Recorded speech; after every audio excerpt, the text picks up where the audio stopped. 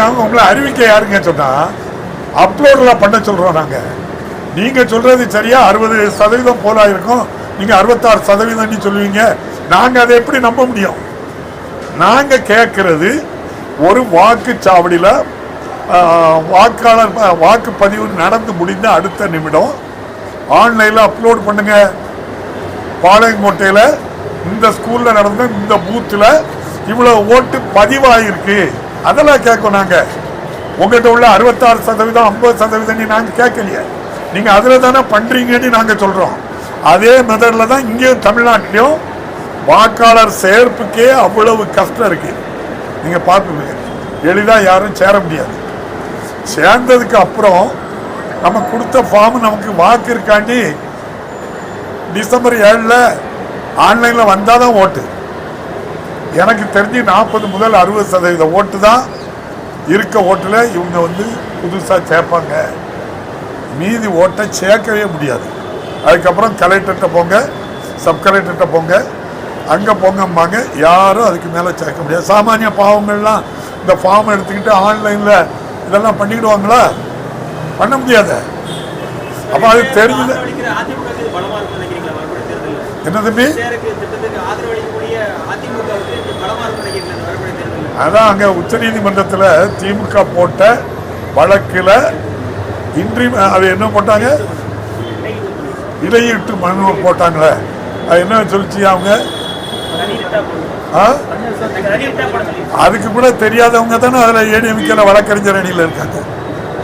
மக்களுடன் முதல்வர் மு.க. ஸ்டாலின் படம் வைக்கக்கூடாது, பேர் வைக்கக்கூடாதுன்னு சொன்னாங்க. இப்போ போட்ட ஏடிஎம்கே கூடிய இதே வழக்கறிஞர் அணி தான் உச்ச நீதிமன்றத்தில் போட்டு என்ன நடந்து தீர்ப்பு? 10 லட்சம் ரூபா அவதாரம் வாங்கி கொடுத்தாரு. ஒரு இடையூட்டு மனுவை நீ இதில் கொண்டு சேர்த்துக்கிடுங்கன்னு சொல்றத தனியாக போடுங்க அப்படின்னு சொல்லி உச்ச நீதிமன்றம் ஒரு கொண்டு கொட்டியிருக்குல்ல, அது எவ்வளோ அந்த பார்ட்டிக்கு எவ்வளோ பெரிய வீக் அது பண்ண முடியும். அவங்க என்ன நினைக்காங்களோ அதை பண்ணிடணும்.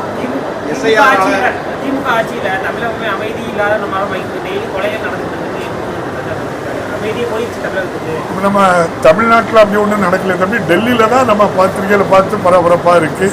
அங்கதான் அமைதி இல்லாம உயிருக்கு மக்கள் எங்கேயும் போக முடியாத அளவுக்கு அச்சத்தில் இருக்காங்க. அப்படி ஒன்றும் இங்கே இல்லையா தமிழ்நாட்டில்.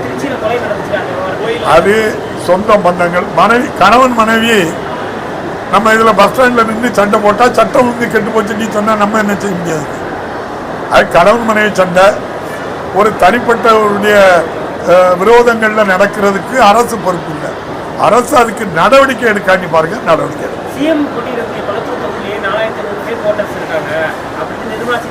என்னமா தம்பி அந்த அம்மா நான் சொன்னதை நம்புறீங்க? அந்த அம்மா சொன்ன நம்புறீங்களா? அந்த அம்மா தான் சொன்னாங்க நீட் 1 வருஷத்துக்கு தருவேன், நீங்க அதுக்கு மேலாம் என்கிட்ட கேட்க கூடாது, ஒரே 1 வருஷம் நீங்க எழுதித்தாங்க, கொடுத்தவன் நடந்த. அந்த அம்மா சொன்னது நம்பிங்களே தம்பி. அந்த அம்மாலாம் சுயமா நடவடிக்கை எடுக்க முடியுமா தம்பி? அந்த அம்மா சுயமா நடவடிக்கை எடுக்க முடியுமா? பாரத பிரதமர் நம்ம உள்துறை அமைச்சர் என்ன சொல்றாங்களோ அதை எடுப்பாங்க, அவ்வளவுதான்.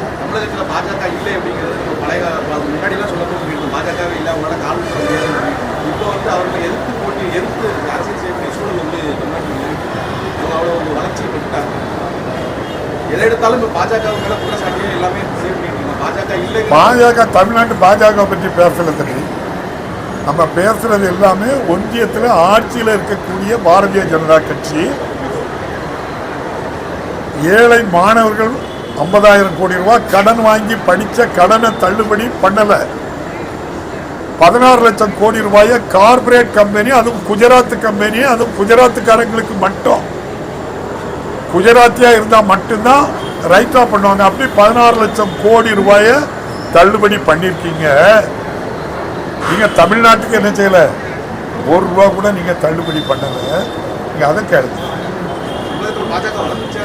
அதை தான் கேட்க. நீங்க பாரதிய ஜனதா கட்சி இப்படி தவறான இந்திய அரசு மக்களுடைய வரி பணத்தை எடுத்து இப்படி அவங்க மாநிலத்திற்கு மட்டும் இப்படிப்பட்ட கடனை ரைட்டா பண்றாங்க. விவசாய கடன் ரத்து பண்ணல, நெசவாளர் கடன் ரத்து பண்ணல, சுய உதவி குழு கடன் ரத்து பண்ணல, மாணவர்கள் கடன் ரத்து பண்ணாம குஜராத்தை சேர்ந்த தொழிலதிபருக்கு மட்டும் 10 ஆண்டு காலத்தில் 16 லட்சம் கோடி ரூபாய் கடன் தள்ளுபடி செய்ததை பாஜகவை எதிர்க்கிறோம். நாங்கள் அவ்வளவுதான். எங்களுக்கு சமக்கர சிக்ஷாவுக்கு பணம் தரல, அதை எதிர்க்கிறோம். புயல் வெள்ளம் மழை காலத்தில் உள்ள 37,000 கோடி ரூபாயை தரல, அதை எதிர்க்கிறோம். தமிழ்நாட்டு பாஜக